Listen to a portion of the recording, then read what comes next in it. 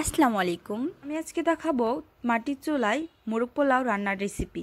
So ভিডিওটি না টেনে দেখতে থাকুন। এখানে আমি 1.5 কেজি পরিমাণে মুরগি নিয়ে নিয়েছি। এর মধ্যে আমি দিয়ে দিয়েছি পরিমাণ মতো লবণ, পরিমাণ মতো হলুদের গুঁড়া, জিরের গুঁড়া, মরিচের গুঁড়া এবং এলাচ, দারচিনি। দিয়ে দিয়েছি 2 চামচ টক দই। আদা, রসুন, পেঁয়াজ আমি এক জায়গায় বেটে নিয়েছি। এগুলো দিয়ে দিয়েছি 2 চামচ। বাজারে যে মুরগির মশলাগুলো পাওয়া যায় সেগুলো আমি 4 ভাগে 3 ভাগ দিয়ে দিয়েছি। 2 কেজি মুরগির মাংসের মশলা, তাই আমি ফুল দেইনি। মশলা কম হলেও ভালো লাগে না, আবার বেশি হলেও খেতে ভালো লাগে না, এর জন্য পরিমাণ মতো দিয়েছি। একটু মেখে নিয়ে এর মধ্যে দিয়ে দিয়েছি সয়াবিন তেল। সয়াবিন তেলটা আমি অল্পই দিয়েছি, যেহেতু রান্নার সময় সয়াবিন তেলটা আমার আবার দিতে হবে। বেশি তেল দিলে জিনিসটা তেলে বেশি হয়ে যাবে। মাটির চুলায় আমি একটা কড়াই বসিয়ে দিয়েছি। তেলটা গরম হলে পেঁয়াজগুলো দিয়ে আমি লাল লাল করে ভেজে নেব। আমার পেঁয়াজগুলো লাল লাল করে ভেজে নেওয়া হয়ে গেছে। পেঁয়াজগুলো আমি সবগুলো বাটিতে তুলে নিচ্ছি। আগে থেকে ম্যারিনেট করে রাখা মাংসগুলো আমি দিয়ে দিয়েছি। আমি আধা ঘন্টা ম্যারিনেট করে রেখে দিয়েছিলাম, তাই দেখুন মাংসের সাথে মশলাগুলো একদম লেগে গেছে।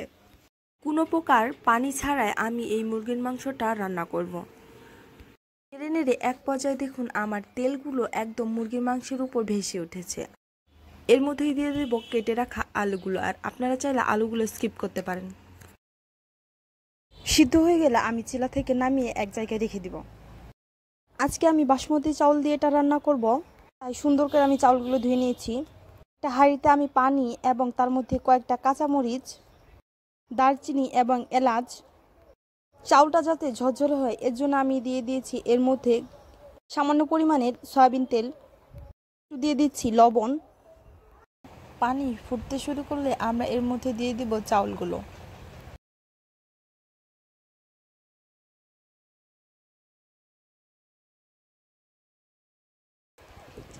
চাউলগুলো সিদ্ধ হয়ে গেলে আমি একটা বড় ঝুড়িতে চাউলগুলো নামিয়ে নিচ্ছি পানি ঝরানোর জন্য। হাঁড়িতে ঘি ব্রাশ করে আমি আগে থেকে যে মুরগির মাংসগুলো রান্না করেছিলাম সেগুলো দিয়ে দিচ্ছি। আমি চুলার তাপ একদম লোতে রেখেছি যাতে নিচে লেগে না যায়।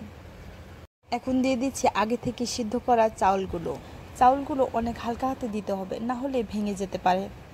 আমি চাউলগুলো 90% সিদ্ধ করে নিয়েছি। এখন যে চুলার তাপটা আছে সেটাতে আমি 100% সিদ্ধ করে নেব।